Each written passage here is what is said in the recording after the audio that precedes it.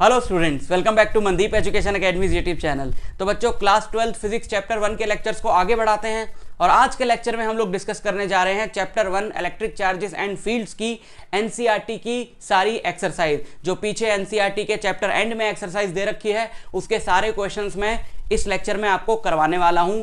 और मेरा सजेशन आपको यह है कि पहले आप क्वेश्चन को पढ़ें, वीडियो को पॉज करें, खुद उस क्वेश्चन को ट्राई करें, फिर आगे प्ले करें, ताकि वीडियो को देखते देखते साथ साथ आपकी प्रैक्टिस भी हो सके। ये नहीं कि आप बैठ के सिर्फ वीडियो को देख रहे हो तो आप इस तरीके से न्यूमेरिकल्स को समझ के करोगे क्या। आपको समझ तो आ जाएंगे, लेकिन जब आप खुद करने बैठोगे तो आपको दिक्कत आएगी। तो इसलिए साथ साथ आप इसको खुद से प्रैक्टिस करो।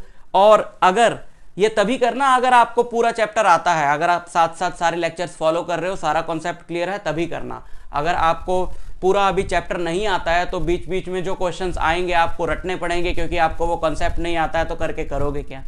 तो इस पूरे एक्सरसाइज को मैं यहाँ पे सॉल्व करता हूँ और यही पूरा आपको मैं पीडीएफ की फॉर्म में लिंक दे रहा हूँ, तो ताकि आपके पास रहें भी एनसीईआरटी के सॉल्यूशंस। और आप ये पीडीएफ डाउनलोड कर सकते हो MEA ऐप यानी मनदीप एजुकेशन एकेडमी ऐप से। वहाँ पर स्टडी मटेरियल सेक्शन के अंदर आपको एक फोल्डर मिलेगा एनसीईआरटी सॉल्यूशंस के नाम से, उसके अंदर जाके आपको ये सॉल्यूशंस मिल जाएंगे। प्लस मैंने जितना कुछ भी पढ़ाया है आपको आज तक और आगे पढ़ाने वाला हूँ, उससे रिलेटेड नोट्स, वर्कशीट्स, सब कुछ आपको उस ऐप पे बिल्कुल फ्री में मिल जाएगा। अगर आप और डिटेल में क्लास 12 फिजिक्स पढ़ना चाहते हैं, पास्ट ईयर क्वेश्चंस करना चाहते हैं और बहुत सारे क्वेश्चंस करना चाहते हैं, एनसीईआरटी का एक एक क्वेश्चन करना चाहते हैं मेरे साथ लाइव, तो वहाँ पर आप एक कोर्स परचेज कर सकते हो। सिर्फ 1299 में क्लास 12 फिजिक्स का पूरा सिलेबस वहां पर करवाया जा रहा है। तो शुरू करते हैं बच्चों। पहला क्वेश्चन है जो आपको दिखाई दे रहा है इस वक्त बोर्ड पे। मैं क्वेश्चन लिख लाया हूं ताकि अपना टाइम सेव हो जाए, और साथ ही साथ जो न्यूमेरिकल्स बड़े हैं उनके आंसर्स भी मैं लिख लाया हूं, ताकि कैलकुलेशन में टाइम ना खराब हो। अब आप क्लास 12th में हैं तो कैलकुलेशन पे तो ऑब्वियसली मैं बात नहीं करूंगा।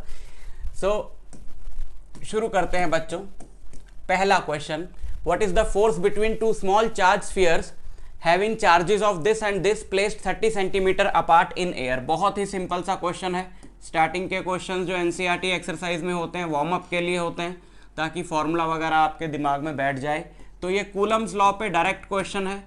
दो चार्जेस हैं, 2 × 10⁻⁷ कूलम और 3 × 10⁻⁻7 कूलम के, और इनको हमने रख दिया है 30 सेंटीमीटर की दूरी पर हवा में, एयर में। तो इनके बीच की जो फोर्स है कूलम लॉ से आप निकाल लो। फॉर्मूला लिख देता हूँ एक बार, साथ साथ आपको रिवीजन से भी कराता जाऊंगा। क्या होता है दो चार्जेस के बीच का force? 1/4πε0 Q1 Q2 by r²। So F is 9 × 10⁹ Q1 Q2 by r²। r is 30 centimetre में है, जिसको हम मीटर में कन्वर्ट करेंगे तो ये हमको मिलेगा 9 × 2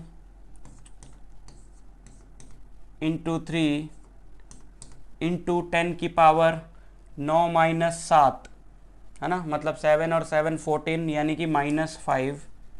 और नीचे से क्या आएगा देखो, ये 10⁻⁻1 का स्क्वायर ऊपर आएगा तो +2 हो जाएगा, और 3 का स्क्वायर 9 बचेगा नीचे।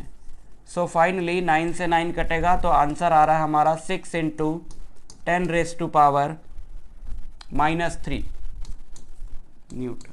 ठीक है, सिंपल सा। और ये फोर्स कैसी होगी? ये फोर्स होगी रिपल्सिव, क्योंकि ये दोनों चार्जेस क्या हैं? पॉजिटिव, तो repulsive.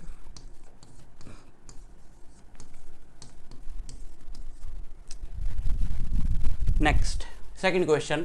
The electrostatic force on a small sphere of charge 0.4 microcoulomb. एक छोटा सा स्फीयर है, ये रहा। स्मॉल इसलिए इनको लिखना पड़ता है ताकि हम कूलम लॉ अप्लाई कर सकें, क्योंकि कूलम लॉ सिर्फ पॉइंट चार्जेस पर ही एप्लीकेबल होता है। तो स्मॉल नहीं लिखेंगे तो हम बोलेंगे कि भाई इसमें कूलम लॉ लग ही नहीं सकता, है ना।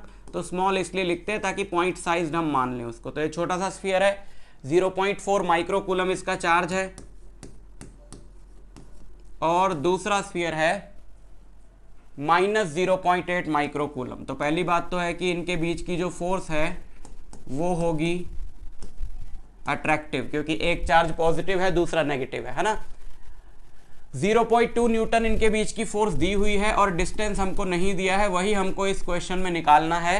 What is the distance between the two spheres, what is the force on second due to the first. देखो कह रहा है कि पहला जो है दूसरा जो है वो पहले पे इतनी फोर्स लगा रहा है 0.2 न्यूटन, तो पहला दूसरे पे कितनी लगा रहा है भाई, दोनों एक दूसरे पे सेम ही फोर्स लगाते हैं ना, क्योंकि ये जो फोर्स है 1/4 pi epsilon naught Q1 Q2 by R square, ये वो फोर्स है जो Q1 Q2 पे लगाता है और वापस Q2 Q1 पे लगाता है। तो अगर पहला दूसरे पे 0.2 न्यूटन फोर्स लगा रहा है तो दूसरा भी पहले पे 0.2 न्यूटन फोर्स ही लगा रहा होगा। तो सेकंड पार्ट को सॉल्व करने की जरूरत नहीं। फर्स्ट पार्ट है what is the distance between the two spheres. तो कूलम लॉ लगाओ, F इक्वल टू K यानी कि 9 into 10⁻⁹ Q1 Q2 0.4 into 0.8 0.4 into 0.8 into micro में है ना दोनों, तो 10⁻⁻6 इंटू 10⁻⁻6 और ये तो आर स्क्वायर इधर जाएगा, ये इधर आएगा। छोटी सी कैलकुलेशन है, इसको सॉल्व कर लेना एंड इस तरीके से हमको आंसर मिल जाएगा जो दिया हुआ है, यानी कि 12 सेंटीमीटर। ठीक है, ये बढ़िया है, बढ़िया है, बहुत बढ़िया है। ओके मैंने एक दो कमेंट्स पढ़े थे, मैं क्लैरिफाई कर रहा हूँ उन कमेंट्स को लेकर, क्योंकि आपके लिए वो चीज़ बहुत ज़रूरी है कि सर ये जो क्वेश्चन है ये एनसीईआरटी और एसएल और प्रदीप वगैरह के हैं, आप एचसीवी के भी कराओ। बेटा एचसीवी के क्वेश्चन भी कराऊंगा और मैंने कराए भी हुए हैं पास्ट ईयर्स के लेक्चर्स में। मैं बिल्कुल क्लियर कर दूं कि ये जो सीरीज चल रही है ये स्कूल एग्जाम्स के लिए है ना, तो इसमें उसी लेवल के क्वेश्चंस कराए जाएंगे। इसका मतलब ये नहीं है कि आपको ये नीट और जेई के लिए यूज़फुल नहीं रहेगी, नीट के लिए तो बहुत ही ज़्यादा यूज़फुल ये सीरीज़ रहेगी और जेई के लिए भी सारे यही टॉपिक्स हैं, कुछ एक्स्ट्रा टॉपिक्स भी हैं, वो टॉपिक्स भी मैं दोबारा करवाऊंगा। लेकिन अगर आप पढ़ना चाहते हो उन टॉपिक्स को तो आप मेरे लास्ट ईयर के लेक्चर्स देख लो ना, उसमें आपको क्लास 12th की फिजिक्स आधी से ज़्यादा तो मिल ही जाएगी, रे ऑप्टिक्स वेव ऑप्टिक्स तक मैंने सब कुछ कराया हुआ है। तो और एक कमेंट मैंने ये भी पढ़ा था जिसमें बच्चा कह रहा था कि सर थोड़ा जल्दी करा दो, अभी हमारे स्कूल में 2 चैप्टर हो गए, 3 चैप्टर हो गए। तो बेटा मैं अपनी पेज से चल रहा हूँ, धीरे धीरे सारी चीज़ें अच्छे से आपको एक्सप्लेन कर रहा हूँ। अगर आपको आगे के लेक्चर्स देखने हैं तो लास्ट ईयर के देख लो ना, उसमें सब कुछ है, वही चीज़ें मैं दोबारा पढ़ाने वाला हूँ, कुछ एक्स्ट्रा क्वेश्चंस कराऊंगा। बट अगर आपको मतलब जल्दी है, आपको वो टॉपिक्स पहले समझने हैं तो लेक्चर्स हैं, हर एक लेक्चर में उन सारे लेक्चर्स के आपकी क्लास 12th फिजिक्स की पार्ट 1 के सारे चैप्टर्स के सारे लेक्चर्स के लिंक दिए रहते हैं डिस्क्रिप्शन में, तो आप देख सकते हो उनको जाके। दूसरी बात है कि जो बच्चे नए हैं, इस वीडियो को पहली बार देख रहे हैं, चैनल पे नए हैं, उनको मैं बता दूं कि एक प्लेलिस्ट का लिंक भी डिस्क्रिप्शन में मिल जाएगा। इस साल के जो सारे वीडियोस हैं चैप्टर 1 के, वो आपको उस प्लेलिस्ट में मिल जाएंगे। बच्चे आते हैं ना नए, वो सोचते हैं हमको शुरू से पढ़ना है तो हम कहाँ से देखें, तो आपको चैप्टर 1 के जितने भी लेक्चर्स हैं उन लेक्चर्स की डिस्क्रिप्शन में चैप्टर 1 की लेटेस्ट प्लेलिस्ट मिल जाएगी, तो आप उसको शुरू से देख सकते हो। ठीक है, check that the ratio ke² this into this is dimensionless, look up a table of physical constants. हम नहीं देख रहे भैया, हम अपना काम खुद कर लेंगे। And determine the value of this ratio, what does the ratio signify. Okay, ये रेशियो क्या है, देखो यहाँ पर हमारे पास एक प्रोटॉन है और यहाँ पर हमारे पास एक इलेक्ट्रॉन है। प्रोटॉन का जो चार्ज है वो है E, है ना, वही 1.6 इंटू 10⁻⁻19। मैग्नीट्यूड में इलेक्ट्रॉन का चार्ज भी E ही है, माइनस ही है, बट मैग्नीट्यूड की बात करूँ, वैल्यू की बात करूँ, सो इट इज E। और इनके बीच में डिस्टेंस है R। प्रोटॉन का मास है MP, इलेक्ट्रॉन का मास है Me। तो अब इनके बीच में 2 फोर्सेस हैं, एक तो इनके बीच में इलेक्ट्रोस्टैटिक फोर्स है Fe जो कि होगा K यानी कि 1/4 pi epsilon not E into E यानी E² बाय R²। दूसरा होगा Fg Me MP by R²। Fg मतलब ग्रेविटेशनल फोर्स जो कि न्यूटन्स लॉ ऑफ ग्रेविटेशन से आई है। अब अगर मैं इन दोनों को डिवाइड कराता हूं यानी कि Fe बाय Fg तो क्या मिलेगा, सोचो, इन दोनों को जब हमने डिवाइड कराया तो R² से R² कटेगा, so Ke² by GME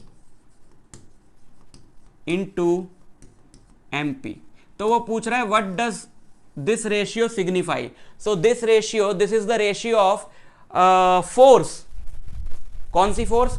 electrostatic force and gravitational force. Ratio of electrostatic force and gravitational force between an electron and a proton. तो ये रेशियो ये सिग्निफाई करती है।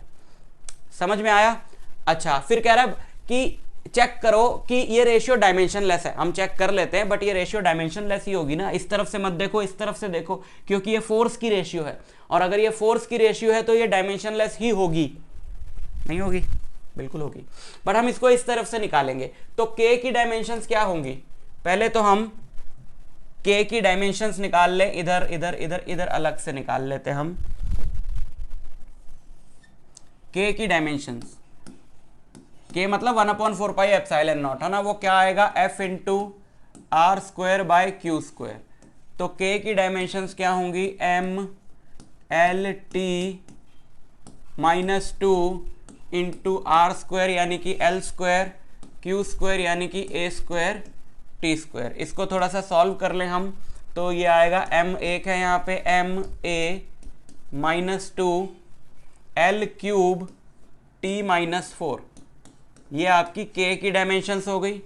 और न्यूटन्स लॉ ऑफ ग्रेविटेशन से G की डायमेंशंस निकालें, जो कि होगा FR स्क्वायर बाय मास का स्क्वायर। तो F हो गया हमारा MLT -2 L square by M square, है ना। G की हम यहाँ से निकाल लेंगे। तो ये डायमेंशंस अगर हम यहाँ पुट करते हैं K की डायमेंशन है MA -2 L cube T -4 charge A square T square divided by, charge की डायमेंशन आपको पता है ना 80 होती है,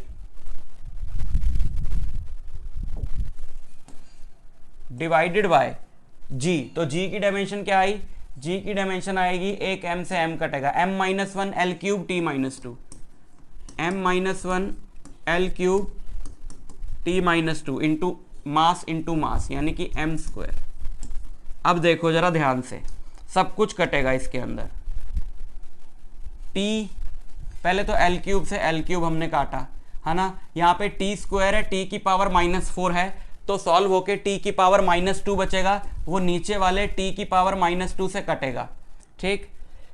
A -2 से A स्क्वायर कटेगा, M2 -1 M बचेगा, और उस M से ऊपर M कटेगा, तो ये क्या हो जाएगी? डायमेंशनलेस। सब कुछ कैंसिल हो, ठीक। और वैल्यू निकालो। अब वैल्यू निकालो इस रेशियो की। आपको सारी वैल्यूज पता है ना, वैल्यूज यहां पे डाल दो। K की वैल्यू कितनी है? ये वैल्यू इसकी हो गई। K की वैल्यू कितनी है? 9 इंटू 10⁻9 इंटू E 1.6 इंटू 10⁻⁻19 का square divided by G 6.67 into 10⁻⁻11 into mass of electron 9.11 into 10⁻⁻31 mass of proton 1.67 into 10⁻⁻27। Unit तो कोई आएगी नहीं, सबकी कट जाएगी क्योंकि फोर्स है। तो इसको सॉल्व करेंगे तो ये वैल्यू यहाँ पर आएगी 2.287 इंटू 10⁻39 2.287 इंटू 10⁻39, जिससे हमें ये पता चलता है, देखो इलेक्ट्रोस्टैटिक फोर्स और ग्रेविटेशनल फोर्स की रेशियो है, तो रफली हम लोग कह सकते हैं कि इलेक्ट्रोस्टैटिक फोर्स ग्रेविटेशनल फोर्स से 10⁻39 टाइम्स ज़्यादा स्ट्रांग होती, ठीक। बढ़े। Question number 4, an electrostatic field line is a continuous curve that is a field line can not have sudden breaks, why not. Field line में जैसे ये फील्ड लाइन जा रही है और अचानक रुकेगी नहीं, क्यों? क्योंकि फील्ड अचानक नहीं रुकती। किसी भी सोर्स की जो फील्ड है वो इन्फिनिटी तक जाती है, ग्रेजुअली डिक्रीज होते होते होते होते जीरो कहाँ होती है जाके? इन्फिनिटी तक।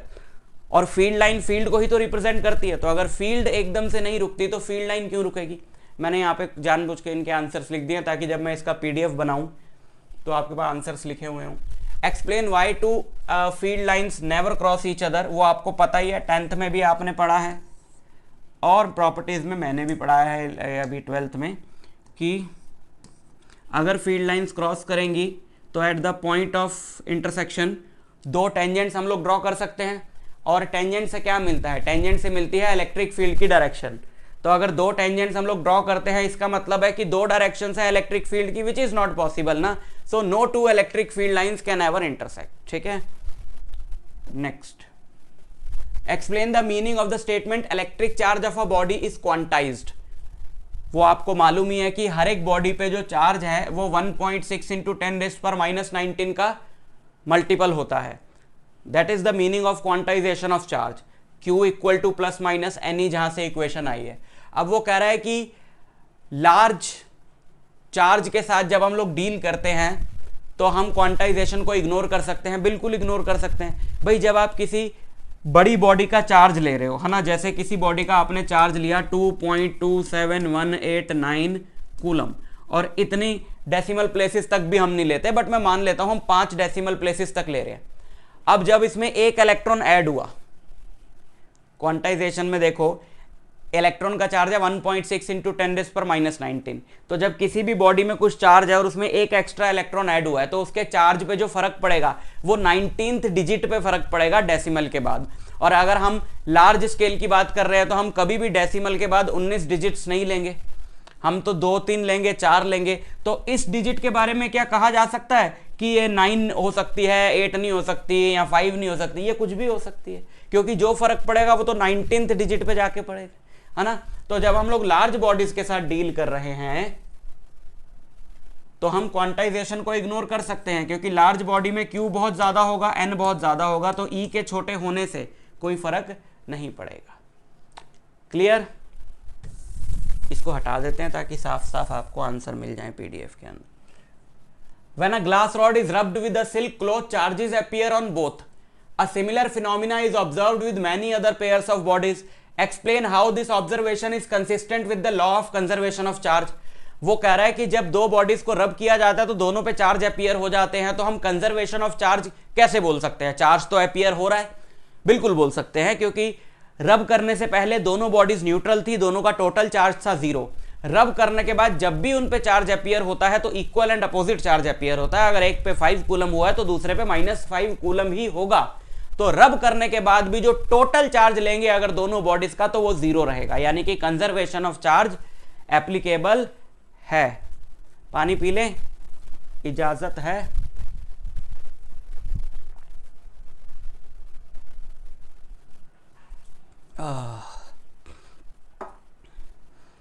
गर्मी हो रही है इतनी, लगता है बस कुछ ना कुछ पीते ही रहो।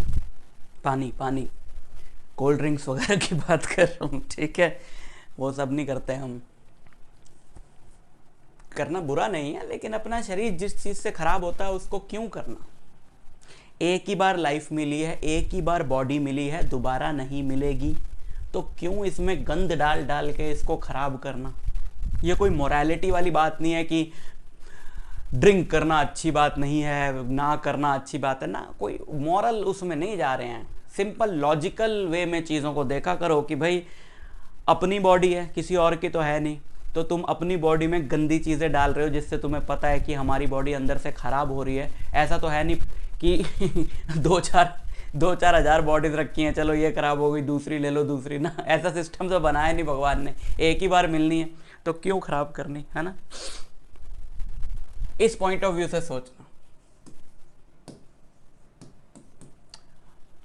4 charges this are located at the corners of a square of ABCD of side 10 centimeter. What is the force on charge of 1 microcoulomb placed at the center of the square? तो जैसे ये स्क्वायर है अपने पास, इस square के 4 corners पे 4 charges रखे हैं। ए पे रखा है 2 माइक्रोकूलम का चार्ज, बी पे रखा है -5 माइक्रोकूलम का चार्ज, सी पे रखा है अगेन 2 माइक्रोकूलम का चार्ज, और डी पे रखा है अगेन -5 माइक्रोकूलम का चार्ज। ठीक है,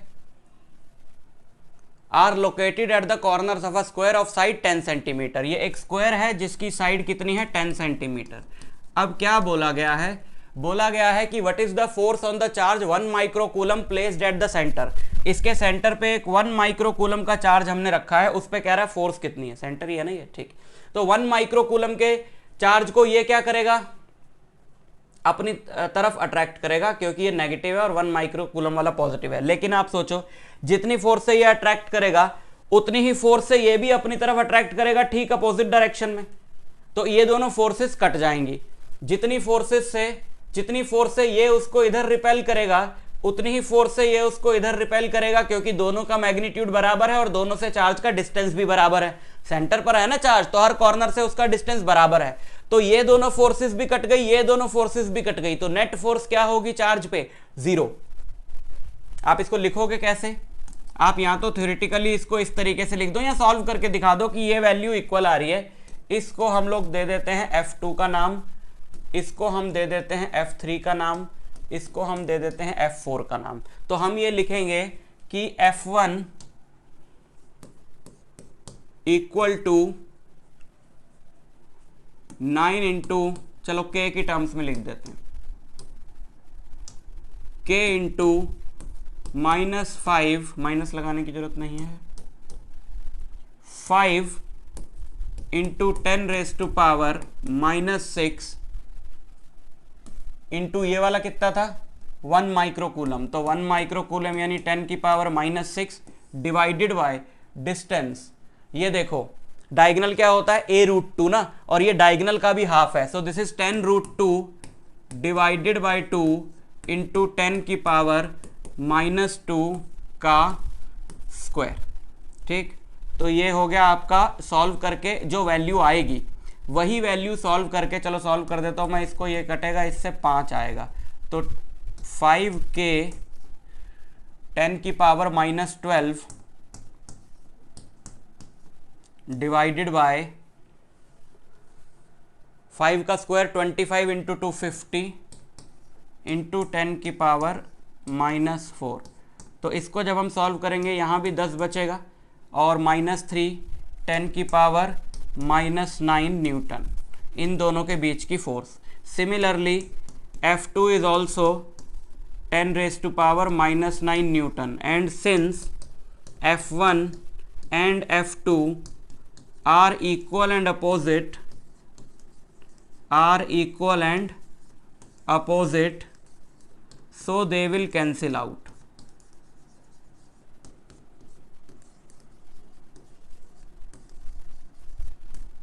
They will cancel out, ठीक है। सिमिलरली अब आप इसमें लिख दोगे एंड, कहाँ लिखें, यहाँ लिख दें F3 and F4 are also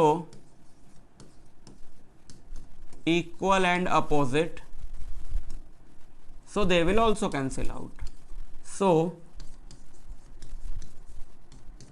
they will also cancel out.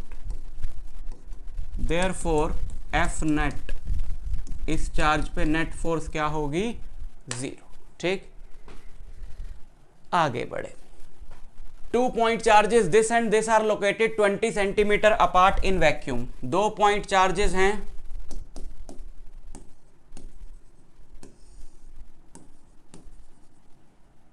Three microcoulomb, एक तो मुझे माइक्रो लिखना नहीं आया 3 माइक्रोकूलम और -3 microcoulomb are located 20 centimeter apart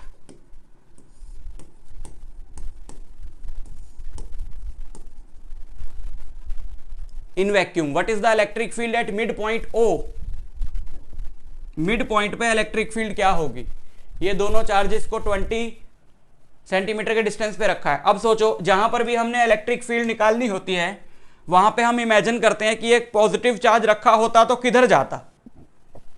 जैसे हमने इसकी इलेक्ट्रिक फील्ड यहां निकालनी है, तो इसकी वजह से यहां पर अगर एक पॉजिटिव चार्ज रखा होता तो इधर जाता, क्योंकि ये उसको रिपेल करता। और इसकी जो अब इसकी इलेक्ट्रिक फील्ड इधर होगी और इसकी जो इलेक्ट्रिक फील्ड है यहां पर अगर पॉजिटिव चार्ज रखा होता तो ये उसको अट्रैक्ट करता, इसकी भी इधर ही हुई, प्लस दोनों का चार्ज भी सेम है और दोनों का इस पॉइंट से डिस्टेंस भी सेम है, तो दोनों की इलेक्ट्रिक फील्ड भी बराबर होगी। तो 2E, तो उस 2E की वैल्यू क्या होगी, 9 इंटू 2 इंटू 9 इंटू 10⁻⁹ क्या होती है इलेक्ट्रिक फील्ड का, क्यू चार्ज से आर डिस्टेंस पे इलेक्ट्रिक फील्ड होती है के क्यू बाय आर स्क्वायर, तो के क्यू बाय आर, यहां से यहां तक का डिस्टेंस 10 सेंटीमीटर को मीटर में बदला और उसका स्क्वायर, तो ये होगी electric field at this point is 9 into 2 18 into 3 54 into 10 की पावर 9 माइनस 6 3 प्लस नीचे से 2 आएगा 5 न्यूटन पर कूलम। ठीक, समझ में आई बात। If a negative test charge of magnitude this is placed at this point, what is the force experienced by the test charge. अब कह रहा है यहां पर एक नेगेटिव टेस्ट चार्ज मैंने रख दिया, नेगेटिव चार्ज अगर यहां रखेंगे तो इससे दूर भागेगा, इसकी तरफ भागेगा, यानी इधर भागेगा। और वैसे भी इस पॉइंट पे नेट इलेक्ट्रिक फील्ड इस डायरेक्शन में है और नेगेटिव चार्ज इलेक्ट्रिक फील्ड के अपोजिट डायरेक्शन में जाता है, तो इस तरफ भागेगा। और एक ई इलेक्ट्रिक फील्ड में क्या फोर्स लगती है चार्ज पे, क्यू ई, तो इस नेगेटिव चार्ज पे कितनी फोर्स लगेगी, क्यू इंटू ई। तो क्यू कितना दिया हुआ है 1.5 इंटू 10⁻⁹ सॉरी, और इस जगह पर E कितना आया है 54 इंटू 10⁵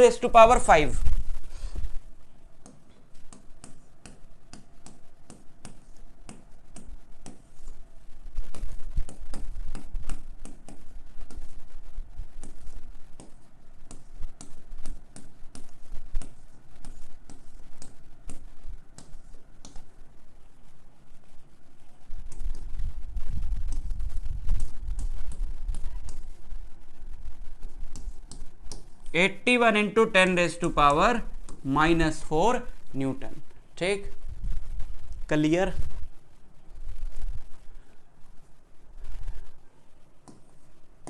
तो ये फोर्स और फील्ड के क्वेश्चन से अब हम आ गए हैं डाइपोल के क्वेश्चन पे। ये फॉन्ट वॉन्ट ठीक है ना, बिल्कुल क्लियर दिख तो रहा है आपको, हाँ दिख रहा है भाई साहब, दिख रहा है। A system has two charges this and this located at point 0 0 -15। अब 0 0 -15 लाई करेगा z एक्सिस पे, क्योंकि x भी 0 है y भी 0 है। तो अपन जरा 3 एक्सिस बना ले पहले।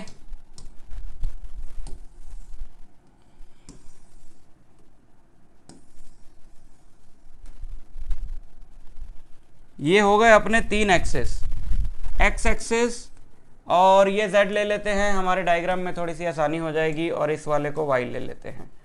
ठीक, तो कहां रखा है एक चार्ज 0 0 -15, तो नेगेटिव z एक्सिस पे यहां पे 0 0 -15। दूसरा रखा है 0 0 15 पे, तो वो हो गया यहां पे, और पॉजिटिव वाला नेगेटिव पे रखा है 2.5 इंटू 10⁻⁷ वाला चार्ज यहां रखा है। यहां पे कौन सा चार्ज रखा है 2.5 इंटू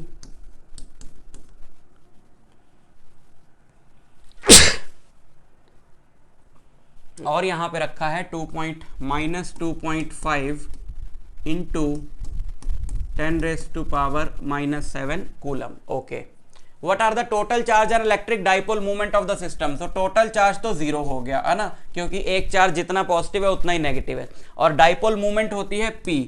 डाइपोल मूवमेंट P क्या होती है, either charge, so magnitude of the charge is 2.5 into 10⁻⁻⁷ into distance between the charges. Distance between the charges is 15 + 15 30 centimetre में, तो 30 इंटू 10⁻⁻² कूलम मीटर।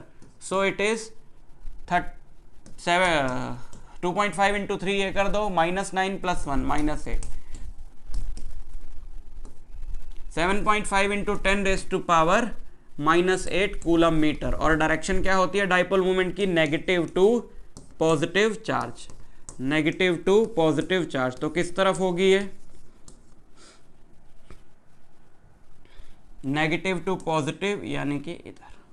ठीक, समझ गए। ओके। ओके बाय, बाय नहीं, इस क्वेश्चन को बाय, आगे मिलते हैं अगले क्वेश्चन।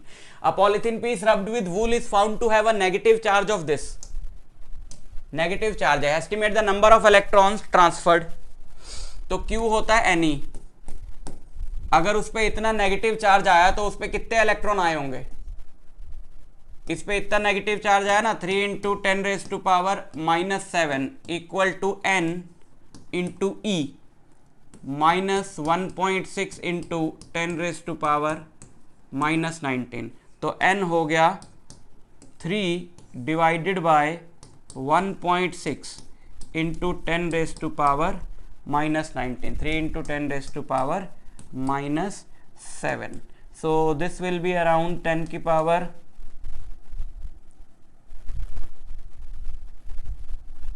12 और 1/1.6 होता है 0.62 इंटू 3, सो दिस इज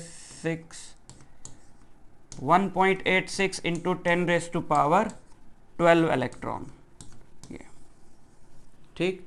फिर क्या कह रहा है, is there a transfer of mass from wool to polythene, yes भाई इलेक्ट्रॉन ट्रांसफर हुए हैं, इलेक्ट्रॉन ट्रांसफर हुए हैं, तो इलेक्ट्रॉन का मास नहीं होता क्या, इलेक्ट्रॉन का मास होता है 9.11 इंटू 10⁻31, तो अगर इलेक्ट्रॉन ट्रांसफर हुए हैं तो ऑब्वियसली मास तो ट्रांसफर हुआ ही है, ठीक। An electric dipole with dipole movement this, electric dipole with dipole movement 4 into 10⁻⁻9, dipole movement P कितना दे रखा है एक इलेक्ट्रिक डाइपोल का, 4 into 10⁻⁻9 coulomb, is aligned at 30 degree with the direction of uniform electric field of 50,000 है ना, 5 into 10⁻⁴ Newton पर coulomb. Calculate the magnitude of torque acting on the dipole, तो क्या फॉर्मूला होता है टॉर्क का, P E sine theta, PE sine theta, P 4 into 10⁻⁻9 into E 5 into 10⁻⁴ into sine 30 है ना, कितना देर का 30, तो साइन 30 होता है हाफ, हाफ को यहां से काटूंगा ये बचेगा 2 इंटू 5 10, और ये 10⁻5 minus 10⁻⁻4 newton metre, torque is 10⁻⁻4 newton metre. Next, two insulated charge copper spheres A and B have their center separated by a distance of 50 centimeter.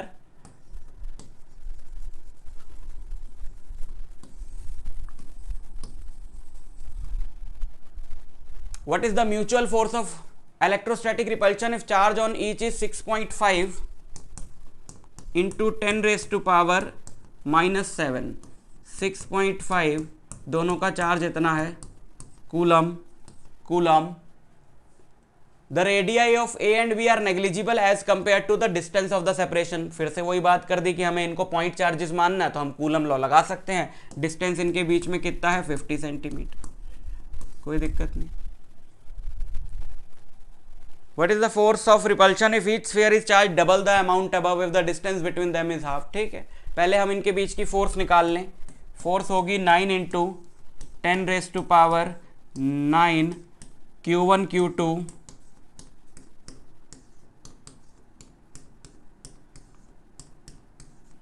Bye R square, distance इसका square करूंगा, half है ना ये 50 centimetre मतलब half metre, half का square करूंगा 1/4 आएगा, तो 4 को मैं पहले ही ऊपर भेज देता हूं, तो इंटू 4 कर दिया, नहीं सोल्यूशन में आप कंफ्यूज ना हो जाओ है ना, तो नीचे हम लोग ऐसा लिख देते हैं इसको अभी हाफ का स्क्वायर, सो दिस इज, ये ऊपर चला जाएगा 36 हो जाएगा, तो 6.5 65 का स्क्वायर क्या होता है भैया, याद ना है,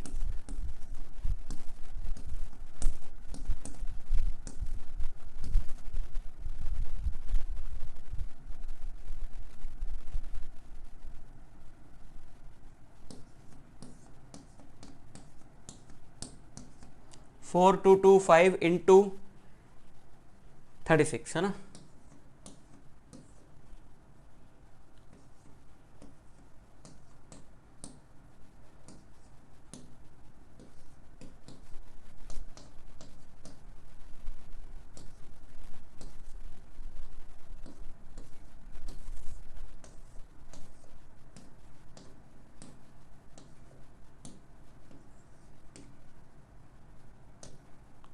1521, देख लेना कुछ कैलकुलेशन में मिस्टेक ना हो, खुद एक बार करके देख लेना, इंटू 10⁻⁻, अब इनकी बारी है -5, 10⁻⁻⁻5 न्यूटन।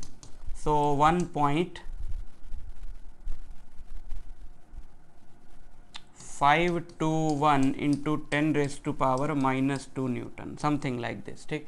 फिर वो क्या कह रहा है कि अगर दोनों ही चार्जेस को डबल कर दें, बी पार्ट, अगर charge on each sphere is doubled and the distance between them is halved, नई फोर्स मान लेते हैं F डैश है, तो 2Q into 2Q 4Q square, और distance between them is halved R/2 का स्क्वायर, तो एक 4 ऊपर जाएगा, 16K Q square by R square, यानी कि फोर्स हो जाएगी 16 टाइम्स। भाई K Q square by R square तो ओरिजिनल फोर्स है ना, तो फोर्स कितनी हो जाएगी, 16 टाइम्स बढ़ जाएगी।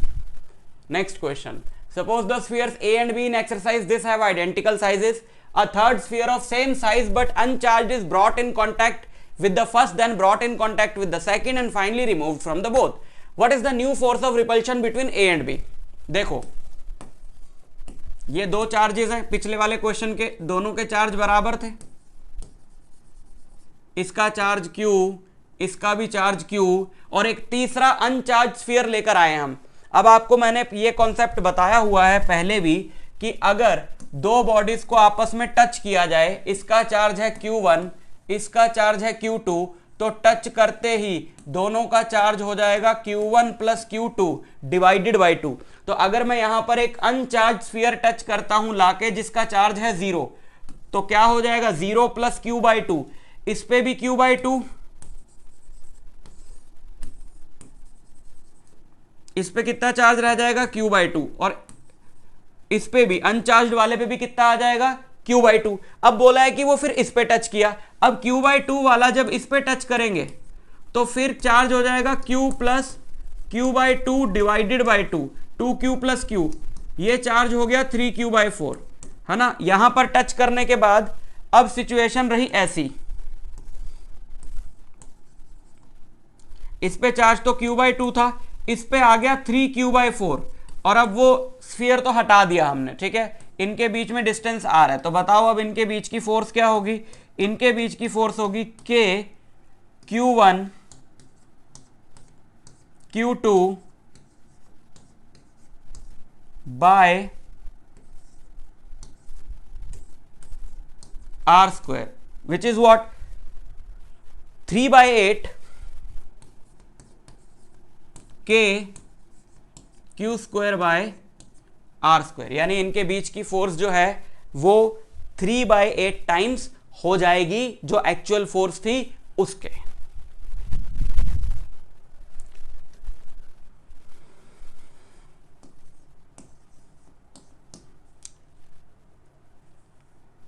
Figure this shows tracks of 3 charged particles in a uniform electrostatic field. Give the signs of the 3 charges. Which particle has the highest charge to mass ratio?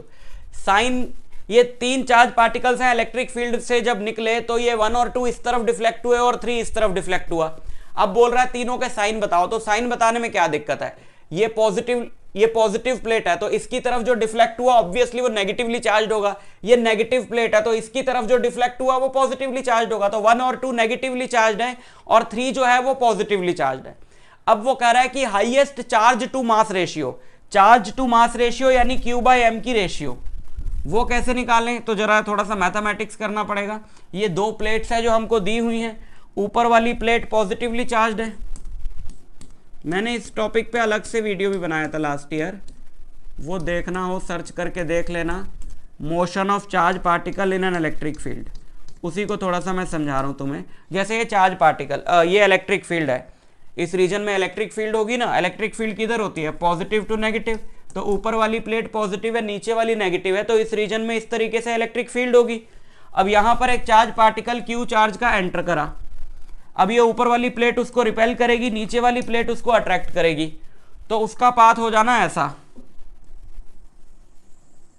ये original path उसका ये होना था अगर उस पर फोर्स ना लगती, बट क्योंकि उस पर लगातार नीचे की तरफ फोर्स लग रही है तो उसका पाथ ऐसा होगा। ये बिल्कुल प्रोजेक्टाइल वाला केस है, जैसे बॉडी को आप ऐसे फेंको अर्थ पे, ऐसे मास को फेंका तो वो ऐसे गिरता है ना ग्रेविटी की वजह से, इस पे भी तो नीचे की तरफ फोर्स लग रही है, सामने की तरफ तो कोई हॉरिजॉन्टल में कोई फोर्स नहीं, वर्टिकल में फोर्स लग रही है क्योंकि वर्टिकल में इलेक्ट्रिक फील्ड।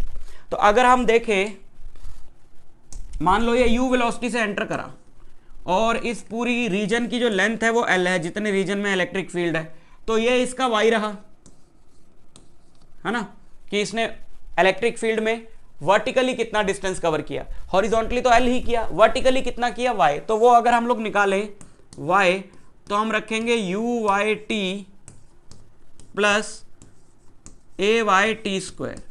अब जब ये पार्टिकल एंटर कर, u y मतलब ये सब तो पता ही है ना आपको, initial velocity in y direction, acceleration in y direction, जब ये पार्टिकल ऐसे एंटर करा तो इसकी y डायरेक्शन में तो कोई वेलोसिटी थी नहीं, तो ये तो जीरो हो गया। और बताओ एक्सेलरेशन क्या होगी इसकी y डायरेक्शन में, फोर्स अपॉन मास, तो फोर्स क्या लग रही है इस पे QE, इसका चार्ज है Q, इलेक्ट्रिक फील्ड है E, तो इस पे क्या फोर्स लग रही है QE, तो QE by m into T square. तो चार्ज टू मास रेशियो देख रहे हो, यहां पे आ गई ना चार्ज टू मास रेशियो, यानी कि y is directly proportional to charge to mass ratio. अब y जिसका ज्यादा होगा उसका चार्ज टू मास रेशियो ज्यादा है, क्या लगता है किसका y ज्यादा होगा? बहुत ही बेकार डायग्राम बनाते हैं एक तो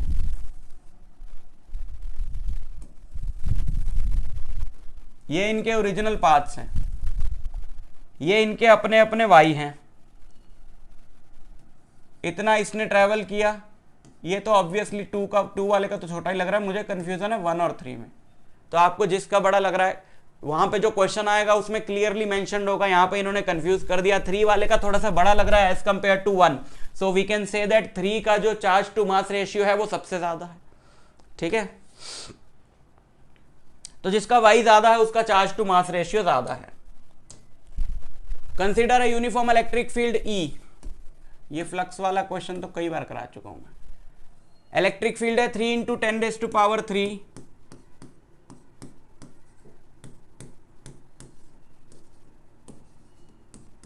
3 इंटू 10⁻³ न्यूटन पर कूलम, आई कैप लगा हुआ यानी एक्स एक्सिस में है।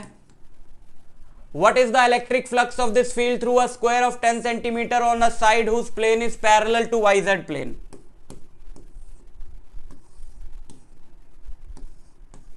मान लो ये y है, ये z है, ये x है, तो एक स्क्वायर यहां पे रखा है जिसका प्लेन किसके पैरेलल है, YZ प्लेन के, तो उसका जो एरिया वेक्टर होगा वो किस तरफ होगा, वो होगा x में।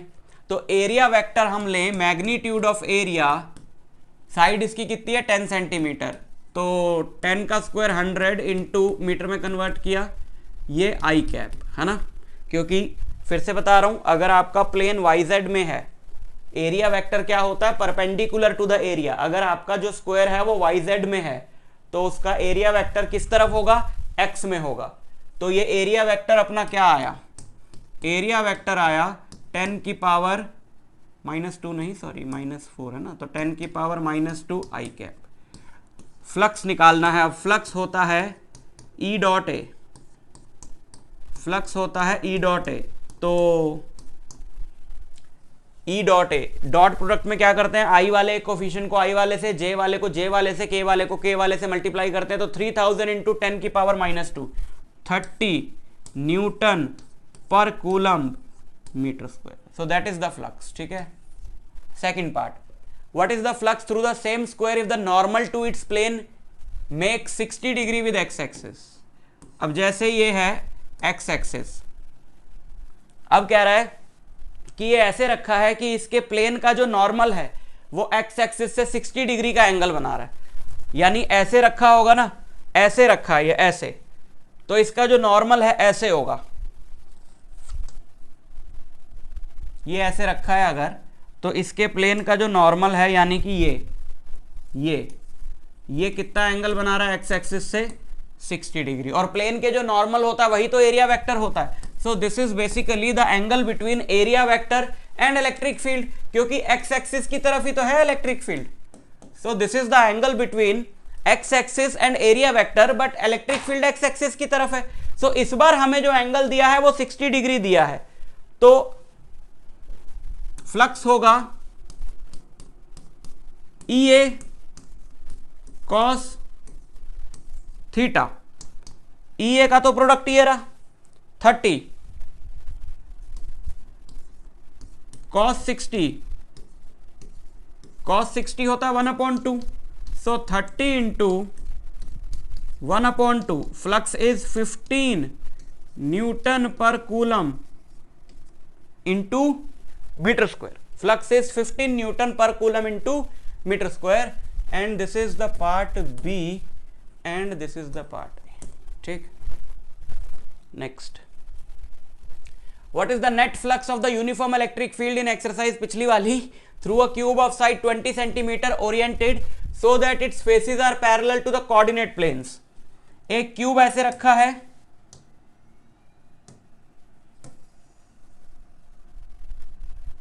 और इसके फेसेस जो हैं faces are parallel to the coordinate planes.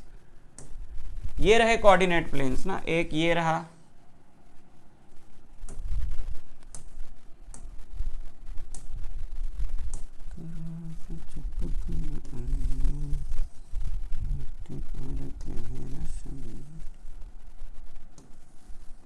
ठीक। ये तो बोल रहा है कि बताओ इस क्यूब का साइड है 20 सेंटीमीटर, इसके थ्रू नेट फ्लक्स क्या होगा। नेट फ्लक्स नहीं बोला है, नेट फ्लक्स बोला है। एक ही तरफ ध्यान रखता तुम्हारा। ऐसे इलेक्ट्रिक फील्ड लाइंस है ना एक्स एक्सिस की तरफ, तो यहां से एंटर करेंगी, यहां से लीव कर जाएंगी, है ना। उधर से एंटर करी, इधर से लीव कर गई, उधर से एंटर करी, इधर से लीव कर गई। काफी बार बता चुका हूं मैं तुमको ये फंडा कि ये वाला फेस, नीचे वाला फेस, सामने वाला फेस, पीछे वाला फेस, इन सब के थ्रू फ्लक्स नहीं होगा, क्योंकि electric field lines electric field x axis की तरफ है, तो इलेक्ट्रिक फील्ड लाइंस इधर से एंटर करी, उधर से लीव कर गई। यहां तो लॉजिकली सोच लिया करो, यहां फॉर्मूले से सोच लिया करो। इलेक्ट्रिक फ्लक्स होता है EA cos थीटा, तो इस वाले का एरिया वेक्टर और इलेक्ट्रिक फील्ड के बीच में 180 डिग्री का एंगल है, और यहां एरिया वेक्टर और इलेक्ट्रिक फील्ड के बीच में 0 डिग्री का एंगल है। बाकी चारों फेसेस के लिए एरिया वेक्टर और इलेक्ट्रिक फील्ड के बीच का angle, area vector electric field कितना होगा, 90 डिग्री होगा। तो cos 90 0 होता है, तो चारों से फ्लक्स नहीं होगा, इन दोनों फेसेस से होगा। तो इसके लिए अब टोटल फ्लक्स क्या होगा, इसके लिए फ्लक्स कितना है, EA cos 180 प्लस उसके लिए कितना है, EA cos 0, क्योंकि E तो यूनिफॉर्म है ना, तो E यहां भी सेम है, वहां भी सेम है। EA cos 180 होता है -1, तो -EA प्लस EA, क्या आंसर आएगा, 0। ठीक है, तो फ्लक्स क्या हो गया, 0।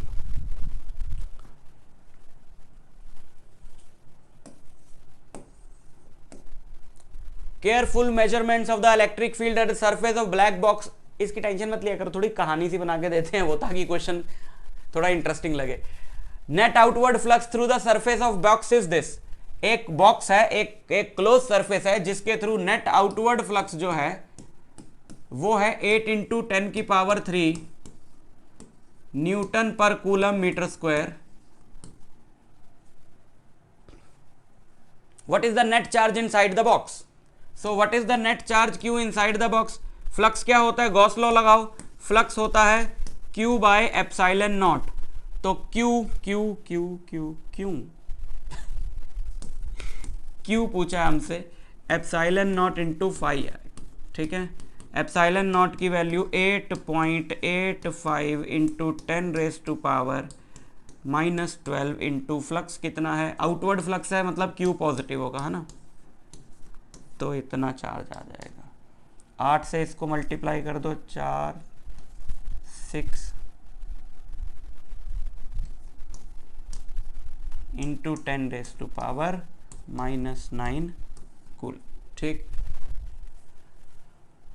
If net outward flux through the surface of the box were 0, could you conclude that there were no charges inside the box? मतलब वो कह रहा है कि अगर एक सरफेस के थ्रू नेट आउटवर्ड फ्लक्स 0 हो, तो क्या हम ये कंक्लूड कर सकते हैं क्या उससे पक्का ये पता चल जाता है कि सरफेस के अंदर कोई चार्ज ही नहीं होगा अगर उसके थ्रू कोई फ्लक्स ना हो? नहीं, ऐसा जरूरी नहीं है। अगर सरफेस के अंदर इक्वल पॉजिटिव और नेगेटिव चार्जेस हों तो भी उसके थ्रू नेट फ्लक्स क्या होगा? Zero. So no, because there can be equal and opposite charges inside the surface.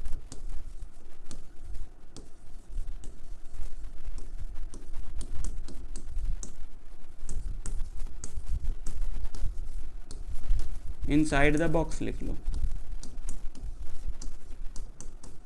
या कुछ बॉक्स तो फिर इसी क्वेश्चन के लिए हो जाएगा, जनरल सेंटेंस के लिए क्लोज्ड सरफेस लिख लो। समझ गए ना? अगर उसके थ्रू नेट फ्लक्स जीरो है तो उसके अंदर इक्वल एंड अपोजिट चार्जेस भी तो हो सकते हैं, तब भी तो नेट फ्लक्स जीरो आएगा, क्योंकि इक्वल एंड अपोजिट चार्जेस है तो जितनी इलेक्ट्रिक फील्ड लाइंस बाहर निकलेंगी उतनी ही अंदर भी आ जाएंगी, तो नेट फ्लक्स हो जाएगा जीरो। तो किसी भी सरफेस से, क्लोज सरफेस से अगर ये देख रहे हो कि नेट फ्लक्स है ही नहीं, तो इसका मतलब ये नहीं कि उसके अंदर चार्ज नहीं है। ठीक है?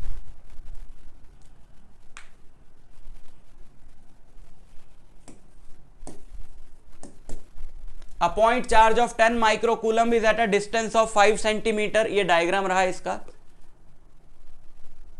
What is the magnitude of the electric flux through the square? Hint इसमें दिया हुआ है, बट इसकी बात मैं आपसे पहले भी कर चुका हूं कि आपको गॉसियन सरफेस लेना पड़ेगा। जैसे ये हमको दिया है एक स्क्वायर जिसकी साइड है 10 सेंटीमीटर, इस स्क्वायर से 5 सेंटीमीटर के डिस्टेंस पर अपवर्ड्स एक चार्ज रखा है। बोल रहा है कि इस स्क्वायर के थ्रू उसका फ्लक्स क्या होगा। अब हम यहां पे गॉस लॉ तो अप्लाई नहीं कर सकते बिकॉज ये क्लोज सरफेस नहीं है, तो हम अगर इसको क्लोज सरफेस बना लें एक इमेजिनरी क्यूब लेकर,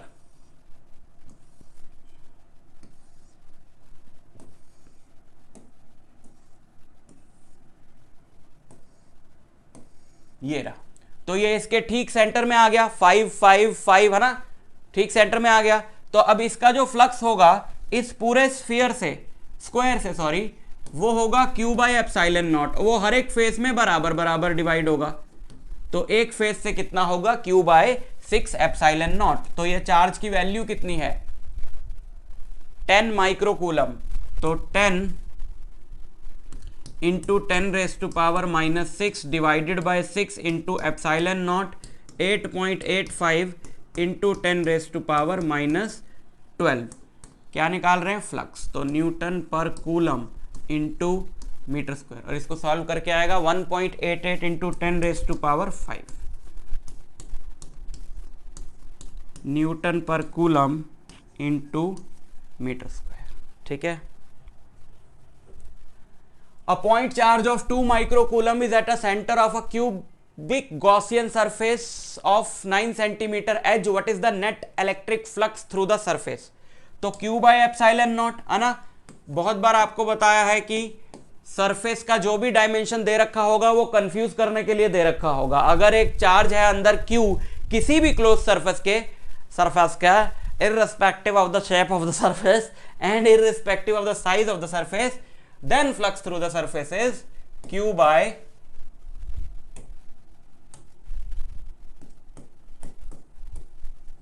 epsilon naught, और वो होगा Q 2 microcoulomb by epsilon not. Epsilon not थोड़ी दिया हुआ question. 8.85 into 10 raised power -12 which gives 2.26 into 10 raised to power 5।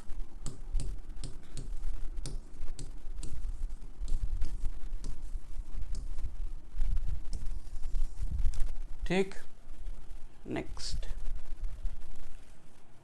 A point charge causes an electric flux of this to pass through a spherical Gaussian surface of this centered on the charge. If the radius of the Gaussian surface were doubled, how much flux would pass through the surface?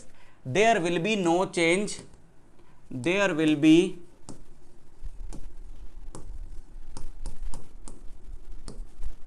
no change in the value of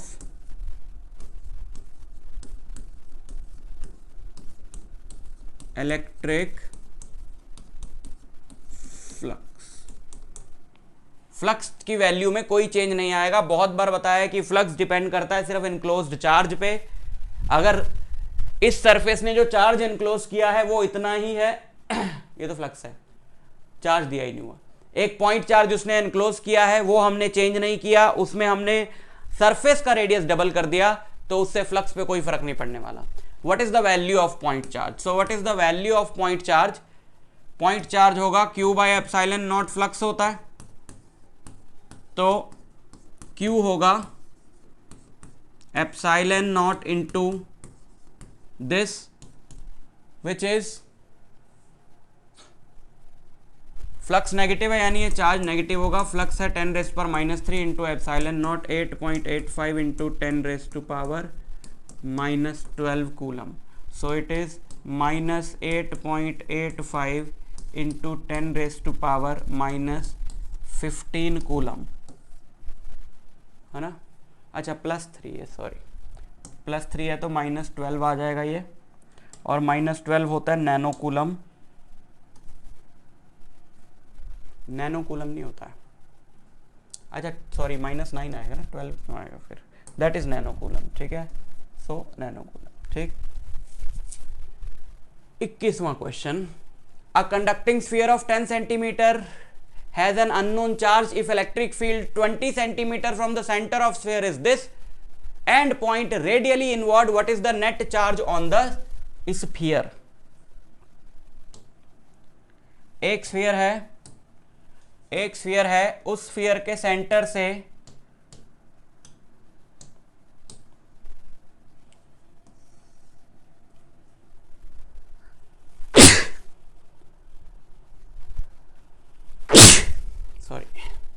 sorry गलती हो गई, उस sphere के centre से, centre radius कितना है उसका 10 centimetre, तो स्फीयर के सेंटर से 20 सेंटीमीटर के डिस्टेंस पर ये है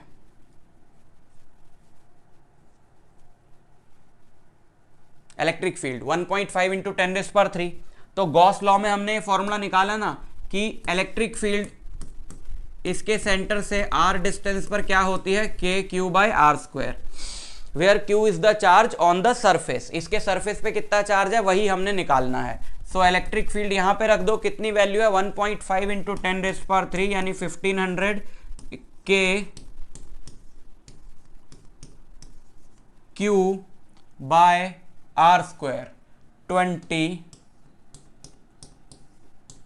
रेडियस जो दिया है उसकी जरूरत नहीं है, तो यहां से Q आपका आ जाएगा नेगेटिव। क्यों आया है नेगेटिव? इसलिए आया क्योंकि यहां पे लिखा है कि रेडियली इनवर्ड्स, ये जो फील्ड है यहाँ पे जो फील्ड है वो अंदर की तरफ है, इसका मतलब है ये नेगेटिवली चार्ज है, तभी तो फील्ड अंदर की तरफ होगी। इसलिए जो भी चार्ज आएगा इसको अपन ने नेगेटिव वैल्यू देनी है, तो -6.67 नैनो कूलम, ठीक। Next, a uniformly charged conducting sphere of this diameter has surface charge density this, what is the, find the charge on the sphere. So charge on the sphere is, surface charge density क्या होती है, surface charge density sigma, charge upon area, तो charge क्या हुआ sigma into area, तो sigma कितना दिया हुआ है 80 माइक्रो कूलम पर metre square into area 4πr², 4πr²,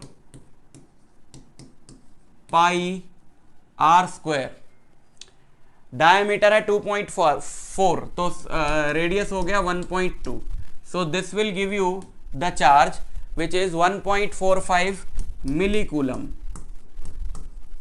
ठीक है, clear. B, what is the total electric flux leaving the surface of sphere, तो total electric flux leaving the surface of sphere is Q/ε0। अब याद रखना Q तो हम enclosed charge लेते हैं, पर ये चार्ज स्फीयर के सरफेस पे होता है, स्फीयर पे जो चार्ज होता है वो उसके सरफेस पे होता है ना, और हम लेते हैं enclosed चार्ज, बट इस केस में ये formula Q by epsilon not लग सकता है, इस फॉर्मूले में हम इनक्लोज चार्ज लेते हैं, बट इस केस में लग सकता है क्योंकि स्फीयर के सरफेस पे जो चार्ज होता है वो ऐसे बिहेव करता है जैसे वो सेंटर पर कॉन्सेंट्रेटेड हो। सो 1.45 इंटू मिली है ना 10⁻³ डिवाइडेड बाय एप्सिलॉन नॉट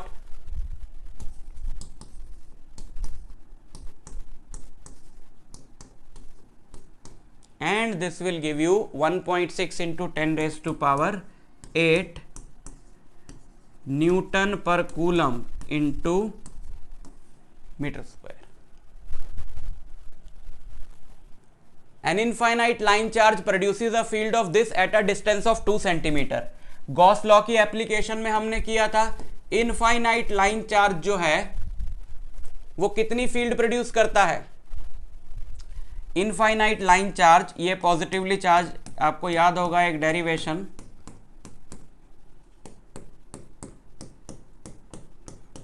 इससे आर डिस्टेंस पर ये कितनी होगी field E 1/2 pi epsilon naught lambda by R, है ना। लैम्डा था इसका linear charge density. Infinite line produces, वही लीनियर चार्ज डेंसिटी हमको निकालना, तो E हमको दिया हुआ 9 इंटू 10⁻⁴ इक्वल टू लैम्डा अपन ने निकालना है। ये 1/2 पाई एप्सिलॉन नॉट की वैल्यू क्या होती है? हमें तो 1/4 पाई एप्सिलॉन नॉट की वैल्यू पता है, तो हम क्या करें, इसमें पुट करने के लिए जस्ट मल्टीप्लाई दिस बाय 2, तो ये नीचे क्या हो जाएगा 4, ताकि हम वैल्यू पुट कर सकें। तो 2 lambda into 1/4 pi epsilon not 9 into 10⁻⁹, और कितने डिस्टेंस पर निकालना है? 2 सेंटीमीटर, तो 2 इंटू 10⁻⁻²। इसको सॉल्व कर लो, लैम्डा आ गया 0.1 माइक्रो कूलम पर metre. Lambda is 0.1 micro coulomb पर मीटर। ठीक,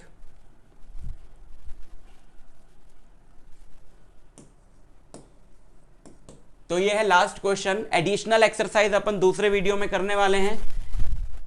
एडिशनल एक्सरसाइज के कुछ ही क्वेश्चंस ऐसे हैं जो इंपॉर्टेंट रहते हैं स्कूल के पॉइंट ऑफ व्यू से, बट उससे पहले वाली एक्सरसाइज के सारे इंपॉर्टेंट हैं, पर मैं आपको पूरी एडिशनल करा दूंगा, टेंशन की बात नहीं। 2 large thin metal plates are parallel and close to each other. ये 2 मेटल प्लेट्स हैं, दीज आर पैरेलल और close to each other. On the inner faces the plates have surface charge density of opposite signs. इन दोनों पे जो sigma है वो बराबर है लेकिन अपोजिट साइन का है। What is E in the outer region of the first plate? तो E जो है वो हमने निकाला था गॉस लॉ से, क्या आता है? Sigma by 2 epsilon naught. एक प्लेन शीट के लिए तो एक तो E निकालना है outer region of the first plate, outer region of the second plate and between the plates. तो देखो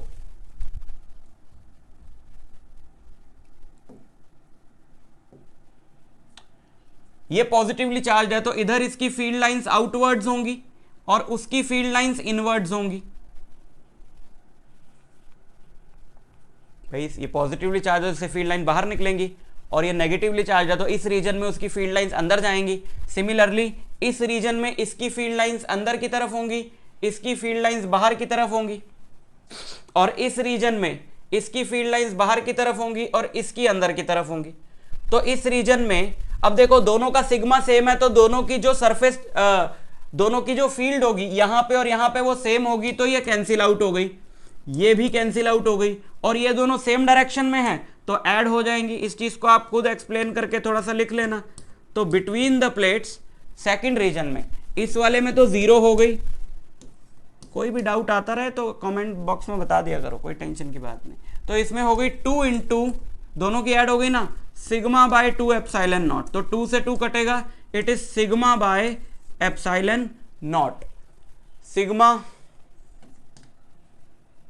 17 इंटू 10⁻⁻22 8.85 इंटू 10⁻⁻12। ठीक है, सो सॉल्व करके आ रहा है 19.2 इंटू 10⁻⁻10 न्यूटन पर कूलम। ठीक, तो ये आपकी पूरी एक्सरसाइज हो गई है। कोई भी डाउट हो मेरे से पूछ लेना। ऐप पे आप मेरे से डायरेक्ट इंटरेक्ट कर सकते हो, चैट बॉक्स का वहाँ पे ऑप्शन है, नहीं तो कमेंट बॉक्स में मेरे से इंटरेक्ट कर सकते हो। तो इसको प्रिपेयर कर लेना, बहुत इंपॉर्टेंट डेरिवेशन है डेरिवेशन नहीं है, एक्सरसाइज है। काफ़ी सारे क्वेश्चंस इसमें से आते हैं बोर्ड एग्जाम में, फिर आ सकते हैं। तो मिलता हूँ आपसे नेक्स्ट लेक्चर में, तब तक के लिए ऑल द वेरी बेस्ट।